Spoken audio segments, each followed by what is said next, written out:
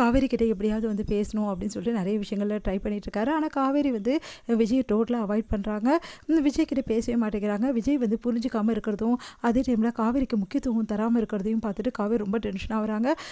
பழையபடி விஜய் வந்து தலைக்கு வந்து பேசாமல் சும்மா வந்து போக்குக்காக பேசுகிறாரு, சும்மா வந்து பேசணும்னு பேசுகிறாரு அப்படின்னு மாதிரி காவேரி வந்து மனசில் நினைக்கிறாங்க.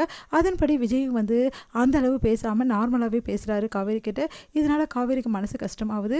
இந்த சூழ்நிலை தாத்தா வந்து விஜய்க்கு அட்வைஸ் பண்ணுறாரு. இந்த மாதிரி பொண்டாட்டிக்கிட்ட எப்படி பேசணும்னு தெரிஞ்சுக்கூடாது, முதல்ல அவள் மனசை புரிஞ்சு வந்து பேசு, அவகிட்ட விட்டு கொடுத்துப்போ, அவகிட்ட மனசு திறந்து எல்லாத்தையும் சொல்லு, நீ தான் முக்கியம்னு சொல்லுன்னு சொல்லிட்டு நிறைய விஷயங்கள் அட்வைஸ் பண்ணிட்டுருக்காரு. அதை கேட்டு விஜய் வந்து யோசிக்கிறாரு. எப்படியாவது காவேரிக்கு வந்து நம்ம புரிய வைக்கணும் அப்படின்னு சொல்லிட்டு யோசிச்சுட்டு என்ன பண்ணுறாரு, காவேரியை வந்து கூட்டிகிட்டு போகணும் அப்படின்னு சொல்லிட்டு வெளியே கூட்டிகிட்டு போகிறாரு. அப்போ கரெக்டாக வந்து காவேரி கிட்ட எல்லா விஷயம் மனசு திறந்து சொல்லிடலாம் அப்படின்னு சொல்லிட்டு நினைக்கும் போது வண்டியில் கூட்டிகிட்டு போயிட்டே இருக்காரு. அப்போ திடீர்னு வந்து ஆக்சிடென்ட் ஆகுது காவேரிக்கு. இந்த மாதிரி ஒருத்தர் வந்து வண்டி இடிச்சிடுறாரு. அதில் காவேரியோட தலையில் வந்து நல்லா வந்து நெத்திலே வந்து அடிபட்டுடுது.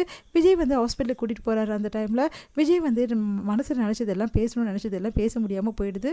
காவேரிக்கு வந்து ஃபர்ஸ்ட் எய்ட் கொடுத்து வீட்டுக்கு கூட்டின்னு வராரு. நடந்த விஷயம் தாத்தா கிட்ட சொல்கிறாரு. தாத்தா வந்து என்ன பண்ணி பார்த்து போகிறது இல்லையா அப்படின்னு சொல்லிட்டு இருக்காரு. இங்கே காவேரியை வந்து பார்த்து வந்து கவனிச்சுக்கிறாரு விஜய். விஜய் வந்து தேவையானதை எடுத்து கொடுக்குறாரு. அவங்களுக்கு வந்து நானே வந்து சாப்பாடெலாம் கொடுக்கவா அப்படின்னு சொல்லி கேட்குறாரு. அதெல்லாம் பார்த்துட்டு காவேரிக்கு ஒரு பக்கம் பாவமாக இருந்தாலும் இன்னொரு பக்கம் வந்து எப்படிலாம் என்னை தவிக்க விட்டார், இவரை நான் சும்மாவே விட மாட்டேன் அப்படின்னு சொல்லிட்டு எனக்கு எதுவும் நீங்கள் பண்ண வேண்டிய அவசியம் இல்லை அப்படின்னு சொல்லிட்டு போகிறாங்க.